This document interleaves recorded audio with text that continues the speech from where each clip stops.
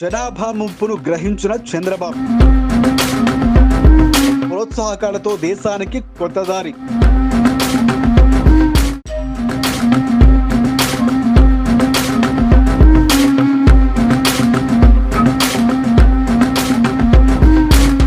ఆంధ్రప్రదేశ్ ముఖ్యమంత్రి చంద్రబాబు నాయుడు అమరావతి అభివృద్ధి, ఆర్థిక సంస్కరణలు, టెక్నాలజీ ఆధారిత పాలనపై దృష్టి సారించారు.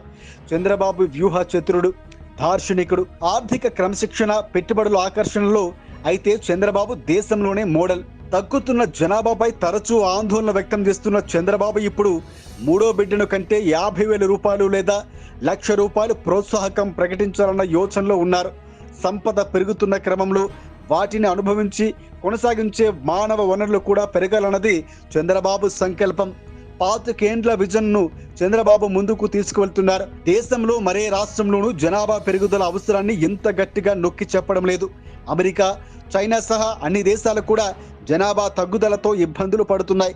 సంపన్న పశ్చిమ యూరప్ దేశాల మాదిరిగానే అమెరికాలో కూడా 2024లో సంతానోత్పత్తి రేటు 1.6 కన్నా దిగువకు పడిపోయింది. గత 2 దశాబ్దాలుగా జనాభా